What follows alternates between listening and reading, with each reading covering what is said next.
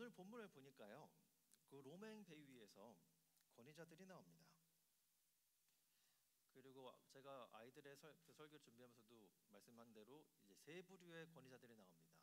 첫 번째로는 이제 로마의 그 백부장이었던 율리우스가 있습니다. 율리오라고 하죠. 여기 저희 본문에서는 율리오가 있고요. 그리고 두 번째로는 세상의 전문 지식을 가지고 있는, 그리고 경제적인 권력을 가지고 있었던 선장과 선주들이 있습니다. 선장이 있고 이 배를 가지고 소유하고 있는 선주가 있었습니다. 그리고 세 번째로는 바울과 그의 일행들이 있었습니다. 근데 이 세 부류 다 지금 상당한 위기를 맞이하고 있습니다. 지금 지도를 보시면요, 지금 가리사야에서 크레트로 지금 가고 있는 항로를 보여주고 있습니다. 근데 이 항로가 이렇게 녹록하지 않았습니다. 왜냐하면 이 항로를 쭉 살펴보면서 오늘 본문이 뭐라 얘기하냐면요, 그 다음 걸 가시면은 4절에 뭐라 나오냐면은 맞바람이 있다 합니다. 배가 이 당시에는 뭐 이렇게 엔진이 센 것이 아니었기 때문에 맞바람이 오면은 실은 가기가 너무 어려웠습니다. 첫 번째는 맞바람이 있고요. 두 번째로는 여러 날을 천천히 가야 했습니다. 빨리 갈 수 있는 게 아니었습니다. 갈 길은 먼데 크레타까지 사실은 절반이 좀 안 되거든요. 갈 길이 먼데 지금 천천히 가는 겁니다. 근데 또 재밌는 게 뭐냐면요, 겨우 갔다 합니다. 아르나 항구에 겨우, 또 두 번째로는 겨우 갔다 이렇게 표현을 합니다. 그리고 중요한 거는 9절에 항해하기 위태로운 때가 왔다라고 좀 표현을 합니다. 그래서 9절에 다시 보시면요, 뭐라 얘기냐면 많은 시일이 흘러서 금식 기간이 이미 지났으므로 벌써 항해하기 위태로운 때가 되었다. 그래서 바울은 그들에게 이렇게 충고하였다. 여러분, 내가 보기에 지금 항해를 하다가는 재난을 당할 것 같은데 짐과 배의 손실뿐만 아니라 우리의 생명까지도 이를지 모릅니다. 그러나 백부장은 바울의 말보다는 선장과 선주의 말을 더 믿었다라고 표현합니다. 여기서 여러분에게 저 질문하고 싶은 게 있습니다. 과연 우리는, 그리고 과연 나는 위기의 상황에서 의지하고 귀 기울이는 것은 무엇인가요? 위기가 왔을 때, 어려움이 닥쳤을 때, 힘든 상황이 왔을 때 내가 의지하고 귀 기울이는 것은 무엇인가요? 저는 오늘 우리가 신앙이로 살아간다 했을 때, 그리스도인이라 했을 때, 하나님 나라의 백성이라 했을 때 우리 또한 세상사가 똑같이 불확실하고 어두운 현실을 마주합니다. 우리의 삶 또한 어려울 수 있습니다. 이렇게 불확실하고 어려움이 많은 세상 속에서 살아가는 우리에게 말씀은 어떠한 자세와 그리고 어떠한 마음가짐을 가져야 할지 실제로 우리에게 보여주고 있습니다. 그래서 오늘 본문을 통해서 우리가 가져야 할 자세와 기억해야 할 원리 원칙, 특별히 우리가 세상을 바라보고 또 문제를 바라볼 때 우리가 가지고 있어야 할 원리 원칙 세 가지를 본문을 통해서 같이 보았으면 좋겠습니다. 그래서 첫 번째, 신앙인이 세상과 문제를 대하는 원리는 무엇이냐면 호감은 시작점이지 완성이 아니라는 겁니다. 3절에 보시면요, 이렇게 말씀하고 있습니다. 이튿날 우리는 시돈에 배를 대었다. 율리오는 바울에게 친절을 베풀어 친구들에게 가서 보살핌을 받는 것을 허락하였다. 이 본문을 읽으면서 저는 좀 궁금했던 게 있습니다. 율리오는 왜 바울에게 친절을 베풀었을까? 굳이 왜 친절을 베풀었을까? 궁금하지 않으신가요? 네, 왜 죄인인데, 죄수인데 이런 사람에게 왜 친절을 베풀었을까요? 그리고 이 친절이라는 단어를 좀 살펴보니까요, 재밌는 단어였습니다. 뭐냐면 이거는 필란트로포스라는 단어인데, 이 필레오라는 단어, 사랑이라는 단어와 엔트로포스, 사람의 뜻을 합쳐놓은 겁니다. 그래서 사람을 사랑하는 겁니다. 사람을 좋아하는 겁니다. 인간적인 호의가 생기는 거라는 겁니다. 그래서 이것은 파생한 단어가 필랜트로피, 자선하는 거, 구제하는 거, 박애라는 단어 표현을 가진 이 단어가 나온 건데요. 이렇게까지 호감을 갖는, 이렇게까지 친절을 베풀었던 율리오는 어떤 마음이었을까? 그리고 왜 이렇게 됐을까? 제가 생각해 보니까요, 율리오는 아마도 바울이 지금 아그리파 왕을 향해서 자신을 변호했던 그 순간들을 보았다고 저는 생각합니다. 보암직했습니다. 그리고 그때 바울이 외쳤던 복음, 그리고 바울이 보여줬던 성품과 인품을 저는 보았을 거라고 저는 예상하고 있습니다. 물론 이게 기록에 나오진 않아서 확실치는 않지만 제가 추론하기로는 율리오는 바울을 보면서 이 사람은 일반적인 죄수가 아님은 알고 있었다 생각합니다. 이걸 보면서 어떤 생각이 됐냐면요, 복음이란 건요 참 보편적입니다. 하나님의 은혜는요 나에게만 오는 게 아니라 모두에게 있다라는 겁니다. 모두에게 갈 수 있다라는 겁니다. 그리고 이러한 복음은요 우리를 변화시키고, 그리고 너무나 내로 이렇게 협소한 그 관점을 가졌던 바울 또한 변화시킬 만큼, 그의 성품을 변화시키고 인품을 보여준 만큼 강력한 거란 거를 이 복음은 바울을 통해 보여줬을 겁니다. 그리고 저는요 이 바울의 인품과 성품이 굉장히 호소력이 있을 거라 생각합니다. 그리고 이거는 나중에 이제 저희가 오늘 읽지 않았지만 12장 후반에 가면은 바울이 이러한 인품과 성품을 보여주는 장면이 여러 나오기 시작합니다. 이런 걸 보면서 아마 율리오는 많은 호감을 가졌겠다라는 생각을 합니다. 저는 이렇게 우리 또한 좋은 설교를 듣고 또 좋은 찬양 집회에 가서 호감을 받는 경험을 뭐라 표현하냐면 은혜 받았다라고 표현을 합니다. 그래서 은혜를 많이 받습니다. 근데 저는 솔직히 은혜를 받았다는 표현을 이렇게 아주 좋아하지는 않습니다. 왜냐하면 은혜라는 단어를 굉장히 희석시킨다는 생각을 하거든요. 왜냐하면 그 은혜를 받았다는 거가 결국에는 그냥 호감인 겁니다. 그냥 긍정적인 감정, 기분 좋은 감정을 내가 받았다라는 겁니다. 그래서 제가 교회를 쭉 살펴보면, 그 교회 생활 오랫동안 해오면서 살펴보면 어떤 일을 이렇게 발견을 하냐면, 나의 기분, 나의 영적 상태를 업시켜줄 그런 집회와 그러한 부흥회를 계속 찾아가는 분들이 있습니다. 그리고 그런 교회를 이렇게 찾아가요. 근데 이분들이 나중에는 공허해합니다. 그 이유가 무엇이냐면요, 이러한 호감, 기분 좋은 감정은요 시작점에 불과하기 때문입니다. 이거는 시작점밖에는 되지가 않습니다. 저는요 누가가 오늘 본문을 통해서 보여주는 거 한 가지가 뭐가 있냐면, 복음이 얼마나 보편적으로 잘 펼쳐져서 이렇게 호감을 살 만큼 놀라운 것인지를 보여주고 있다라고 생각합니다. 근데 여기서만 있는 것이 아니라 성령의 인도하심은 이러한 단순한 감정을 넘어서서 실제 삶의 항로를 바꿀 만큼의 능력이 있다라는 것을 오늘 본문은 보여주는다는 겁니다. 하지만 사람들은 그걸 선택하지 않는다라는 겁니다. 율리오는요 지금 바울의 인품에 감동해서 호의를 베풀었습니다. 근데 거기까지였던 겁니다. 그렇기 때문에 우리는 감정적인 호감과 권위는 실제는 분리해야만 합니다. 그리고 호소력 짙은 그런 이제 찬양 집회라든지 아니면 말씀을 찾아가는 이런 것들이 필요하긴 합니다. 그리고 요즘처럼 이단도 많고 사이비가 많아서 좋은 교회, 바른 신학과 성경적인 신앙을 가르쳐주는 교회를 찾는 것 반드시 필요합니다.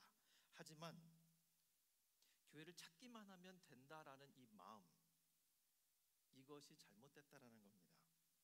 왜냐면요 좋은 교회를 찾는 건요 시작입니다. 책으로 치면요 서문입니다. 챕터가 시작도 안 한 겁니다. 교회를 찾은 다음엔 새로운 챕터 1이 시작이 돼야 됩니다. 왜냐하면 호감은 시작점이어야 하고 긍정적인 감정은요 결단으로 이어져야만 됩니다.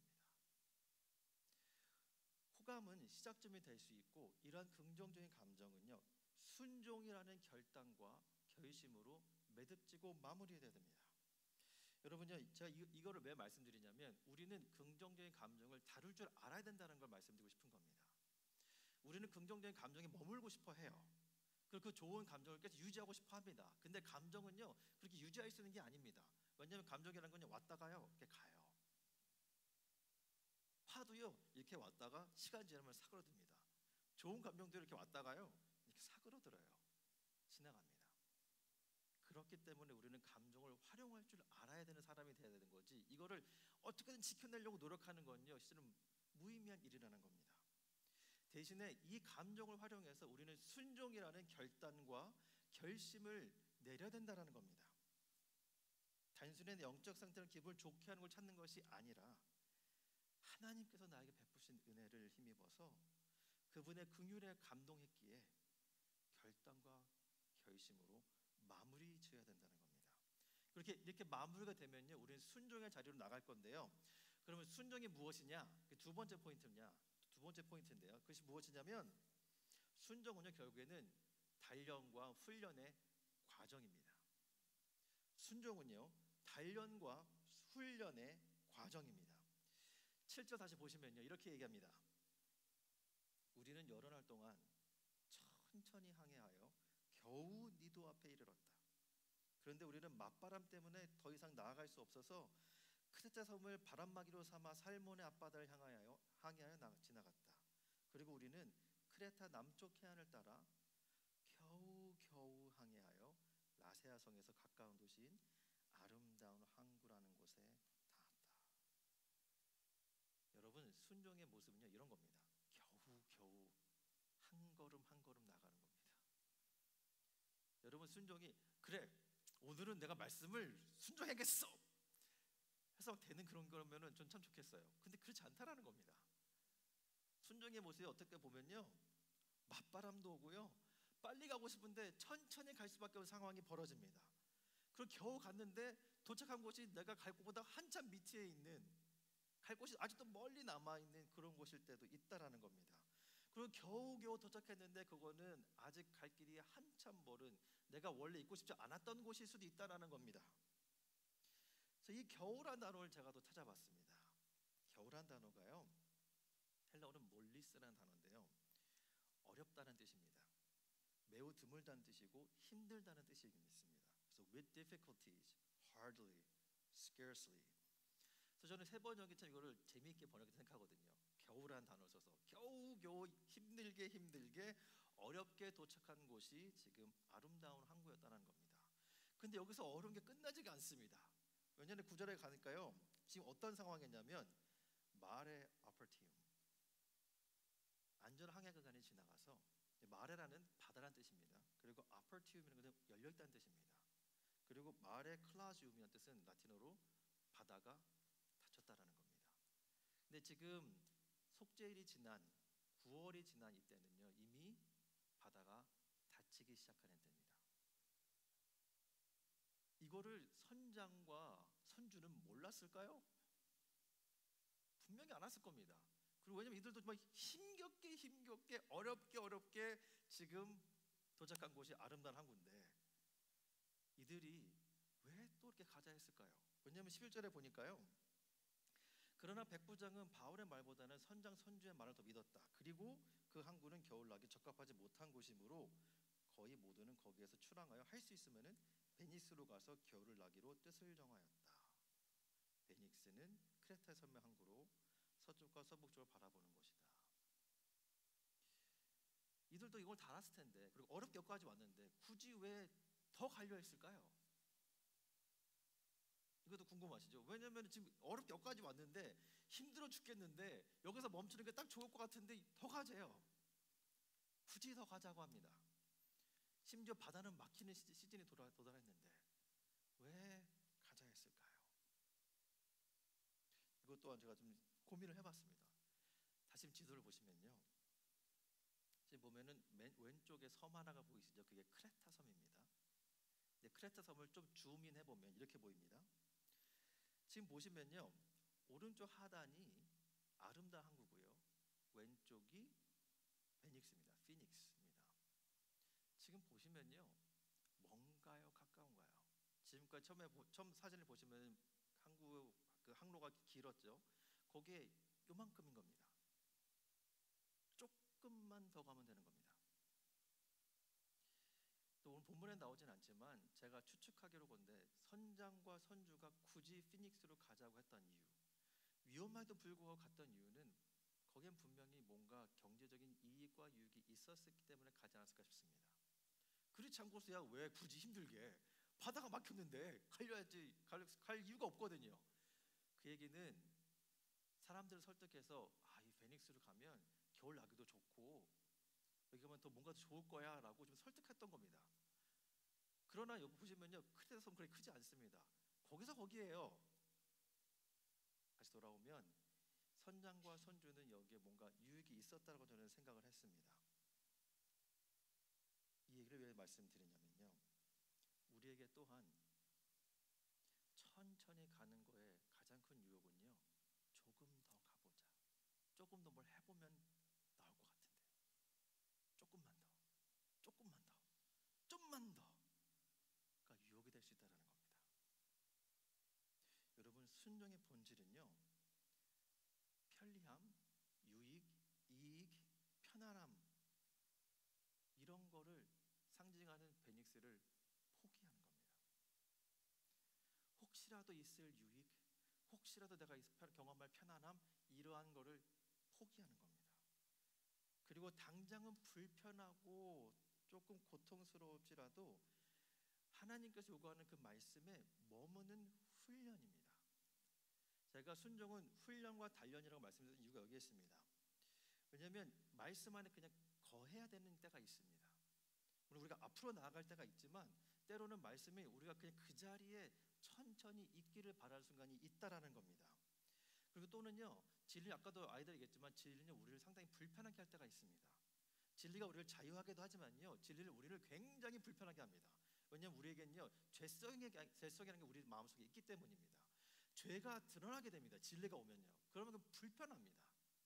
매우 불편해요. 제 경험으로는 정말 질리도록 불편합니다. 그래서 더 편안한 곳을 찾게 되는 건 어떻게 보면 당연지사일 수 있습니다. 그러나 성령의 인도는요, 우리가 세상의 기준으로 멋져 보이는 베닉스를 포기하고 이미 광풍이 들어닥치는, 이름은 아름다운 항구인데 광풍은 오고 있고 바다를 막혀 있고 간신히 도달한 그곳에 머물러 있기를 말씀하신다는 겁니다. 여러분, 우리는 호감과 편리함을 떨쳐버리고 이거를 추구하는 습관을 버리고 하나님의 말씀의 권위를 따라 불편과 손해를 감수하는 연습, 훈련, 단련이 필요합니다. 이것이 바로 고난을 받아들이는 신앙인의 자세라고 저는 생각합니다. 성령의 인도는요, 정말 우리가 봤을 때 좋아 보이는 곳을 보내지 않고 별로인 데를 인도할 때가 참으로 많습니다. 저는 이러한 거를 자주 듣는데, 그래서요, 특히나 이제 사역자들을 잘 보시면요, 이런 일 되게 자주 있습니다. 오랫동안 사역자가 사역지를 찾고 있어요. 찾아도 나오지가 않습니다. 그런데 사역지가 나타나요. 대부분은 되게 작은 교회입니다. 사례도 잘 주지 않습니다. 일이 너무나 많은 곳이 같습니다. 근데 그곳으로 가기로 결정을 해요. 근데 꼭 그런 순간에 큰 교회에서 연락이 옵니다. 지금 요 자리가 비었는데 오실 수 있나요? 근데 사역자 마음에 이미 이 작은 교회로 가기로 하나님께 약속을 했거든요. 그러면 작은 교회로 가십니다. 가는데 그곳에서 좋은 일이 많을까요? 힘든 일이 더 많을까요? 힘든 일이 훨씬 더 많습니다. 훨씬 더 많아요.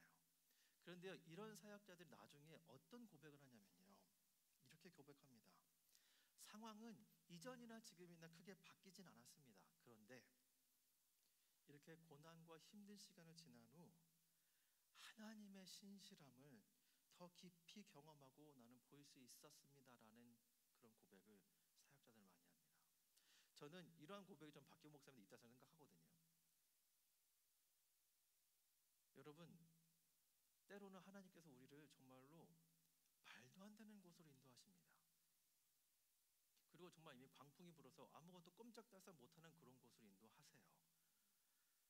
그리고 그곳이 참으로 힘듭니다. 힘들어요. 그곳에 있는 것이 너무나 고통스러울 수 있습니다. 그래서 여러분, 순종은요, 우리에게 꽃길을 보장하지 않습니다. 순종은요, 꽃길만 걸게 해줄게 라고 이렇게 말하지 않아요. 대신에 순종은 하나님의 섭리를 보여줄 수 있는 그 자리를 선사합니다. 여러분, 이것이 얼마나 놀라운 진리인지 여러분 한번 잘 생각해 보셨으면 좋겠습니다. 왜냐하면 순종은 정말로 하나님의 섭리와 하나님의 뜻과 하나님의 임재를 보일 수 있는 자리로 우리를 이끌기 때문입니다. 우리의 순종을 통해 우리가 말씀 안에서 거하면서 그 고통 가운데 있을 때 하나님은 그분의 약속과 그분의 뜻을 우리를 통해 이루시고 우리를 증인으로 사용하셔서 하나님의 신실하심을 우리 주변 사람들이 보일 수 있게끔 하신다라는 겁니다. 그렇기 때문에 순종은요, 연단과 훈련과 단련이라는 겁니다. 이 과정에 들어가야 되는 거예요. 근데 여기서 중요한 게 기억과 같이 한 가지 더 있습니다. 이 세 번째 포인트인데요. 신앙인이 세상과 문제를 대할 때 가져야 될 원리가 뭐냐면 마지막 가장 중요한 겁니다. 순종과 연단은요, 공동체적 사명입니다. 이거는 개인에만 국한 것이 아니라 공동체적 사명입니다. 오늘 본문은요, 바울과 아리스다고와 누가가 등장하는 장면이 나옵니다. 신앙 공동체예요. 오늘 제가 읽어드렸지만 2절에 보니까 이렇게 나옵니다. 우리는이에요. 바울인 나는 아니면 누가는가 아닙니다. 우리는 아드람 무떼노호를 타고 출항하였다. 이는 아시아 연안의 여러 곳으로 항해하는 배였다. 데살로니가 출신인 마케도니아 사람 아리스다고도 우리와 함께하였다. 저는 이 2절의 말씀이 오늘 본문을 같이 읽지 못해서 좀 아쉬운 부분이었는데 저에게는 가장 중요한 말씀이었습니다. 데살로니가 출신인 마게도니아 사람 아리스다고도 우리와 함께하였다. 여러분, 아리스도가 어떤 사람이냐면요, 다음 슬라이드 보시면 사도행 19장에 에베소에서 폭동이 일어났을 때 온 도시는 큰 혼란에 빠졌고 군중이 바울의 동행자들인 마게도니아 사람 가요와 아리스다고를 붙잡았습니다.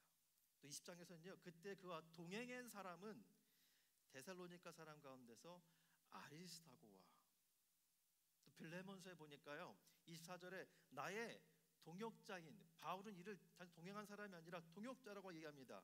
마가와 아리스다고. 또 골리서서에 보면요,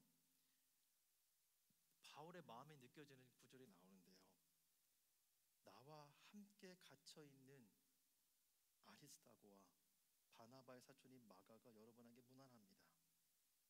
이들만이 하나님의 나라를 위하여 일하는 나의 동역자들이요, 나에게 위로가 돼준 사람들입니다.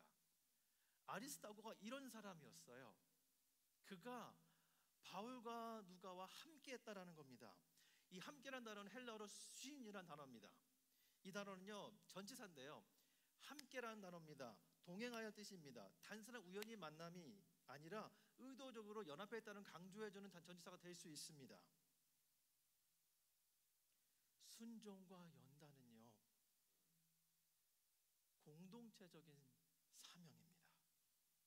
바울이 혼자 받는 그런 게 아니에요. 함께 걸어가는 겁니다. 함께 동행하는 겁니다. 지금 누가는요, 죄수였던 바울과 자발적 동역자 아리스다고, 그리고 자기를 포함해서 누가는 자기를 포함해서 함께 복음을 전하고 있는 모습을 보여줍니다. 왜냐하면 여러분, 복음 전파는요,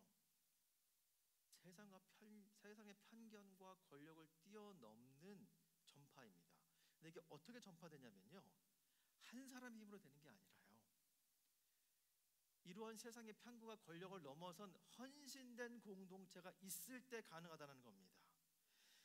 이들은요, 세상의 편안함과 안일함을 쫓아서 고난을 피해가려고 노력했던 사람들이 아니라 단련과 연단을 마다하지 않고 함께 하려고 했던 헌신된 공동체의 모범을 오늘 본문을 보여주고 있는 겁니다. 그렇기 때문에 이 순종이라는 건요, 공동체적 사명입니다. 목사님만 하면 되고, 장로님만 하면 되고, 권사님만 하면 되고, 리더들만 하면 되는 그런 게 아니라 우리 모두가 함께 이루어져 가야 될 공동체적 사명이라는 겁니다. 그렇기 때문에 복음은 개인적인 감정에 휩싸여가지고 내가 원하는 대로 움직이는 그런 게 아닙니다. 오히려 고난 속에서 연단된 순종을 함께 나누는 과정과 공동체로 나아가는 과정입니다. 저는 바울과 아리스다고와 누가를 보면서 이들은 로마인의 시선에서는 죄인이었습니다. 그러나 하나님의 시선에서는요, 그분의 뜻과 섭리를 경험하고 있는 하나님의 사랑하는 사람들이었습니다. 정말로 진정한 신앙은요, 이러한 세상의 편협한 생각을 보면서 나를 바라보는, 죄인으로 바라보는 이런 세상 속에서 이 모든 것을 거부하고 복음을 위해 내가 한 발짝 나의 공동체에게 다가가는 노력을 하는 사람들의 것입니다. 그래서 동역은요, 함께 순종의 자리로 나아가는 겁니다. 동역은요, 순종의 자리로 함께 나아가는 겁니다. 순종의 자리는요, 때로는요, 고난과 고통과 역경과 어려움이 있을 수 있습니다. 그리고 동역이 정말 힘든 이유는 순종의 자리로 나아가려고 하는 노력이 아니라 오히려 내 입장을 지키려고 노력할 때 실제로 동역이 어렵습니다. 동역이 정말로 가능한 때는 언제냐면요, 순종하는 사람들이 모여서 그 순종의 자리로 함께 나아가려고 노력할 때 동역은 가능합니다. 저는 이 동역이 이미 우리 교회에 이루어지고 있다고 저는 믿습니다. 저는 저와 박기호 목사님이 함께 동역하고 동행함이 있다고 좀 믿어요. 그리고 저희가 지도 5명이 그렇게 하고 있다고 좀 믿습니다. 아직은 미약해 보일 수 있습니다. 아직은 저희가 지금 아름다운 항구에 머문 것처럼 보일 수 있어요. 맞바람을 맞으면서 우리가 나아가는 정말 어려운 상황이 될 수도 있습니다. 괜찮습니다. 괜찮습니다. 그래도 괜찮습니다. 하나님께서 우리를 순종의 자리로 이끄시고 있다라는 증거이기 때문입니다. 여러분, 저는요, 동행, 동역, 동반, 위로, 함께, 격려란 단어가 우리에게 이미 새겨져 있고 성령께서 우리 마음속에 새기고 있다라고 저는 믿습니다. 그리고 이것이 누구의 사역이냐면요, 예수님께서 우리에게 약속하신 사역입니다. 예수님께서는 승천하시면서 우리에게 보혜사 성령을 약속하셨습니다. 성령께서는 우리로 하여금 이렇게 순종의 자리로 나아갈 수 있게끔, 그래서 함께 동역할 수 있게끔 우리를 엮으십니다.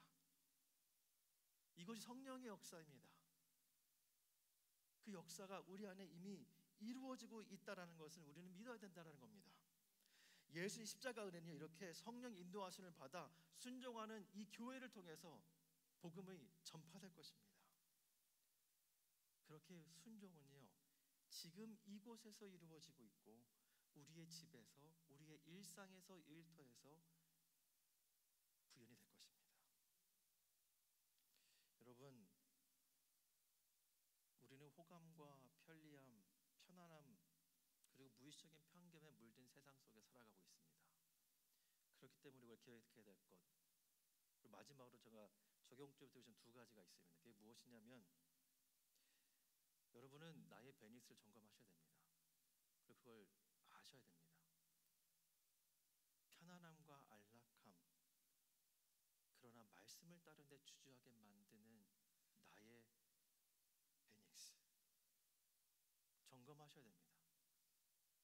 나의 베닉스를 아셔야 됩니다. 그 베닉스에 이제는 노라고 말씀하셔야 됩니다. 그리고 노라고 말씀하시면서 내 삶에 바울의 같이 목소리를 내주는 사람들이 있습니다. 말씀을 살아내려고 노력하는 사람들이 우리 교회에 있습니다. 말씀을 살아내려고 노력하고 애쓰는 분들이 저희 교회에 있어요. 그리고 말씀을 권위 있게 전하게 노력하는 사역자들이 이 교회에 있습니다. 그분들의 말씀을 들으십시오. 저희가 순종 교육하는 이유도 여기에 있습니다. 순종을 세워진다는 것이 말씀을 살아내기 위해서, 그렇게 말씀을 전하기 위해서, 말씀을 권위 있게 그 목소리를 듣기 위해서 교육을 받을 겁니다. 훈련할 거고요. 여러분 그렇게 훈련이 되실 겁니다. 그리하여서 여러분 또한 누군가의 이러한 바울의 목소리가 되실 겁니다. 저는 그날을 꿈꿉니다.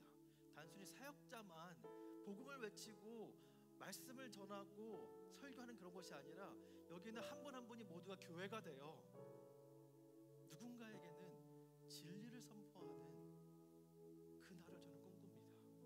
왜냐하면 아버지가 꿈꾸는 것이 이것이기 때문입니다. 예수님께서 우리를 보내신 이유, 이 땅으로 보내신 이유, 이 시애틀 지역 보내신 이유는 여기에 있습니다. 우리는 누군가의 바울의 목소리가 될 것이고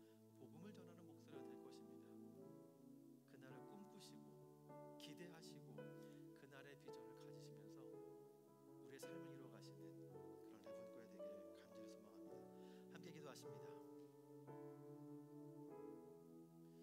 사랑의 주님, 우리 모두에게는 마음속 한구석에 베닉스가 있습니다.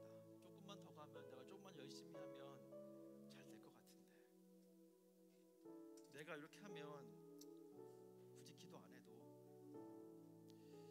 하나님께 이렇게 구하지 않아도 잘 될 것 같은데,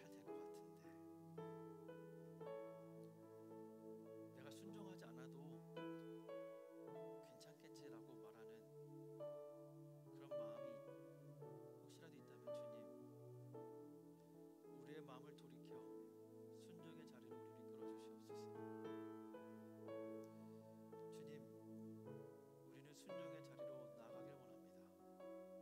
그곳이 광풍이 불고 막힌 바다며 이름만 아름다운 항구인 것일지 몰라도,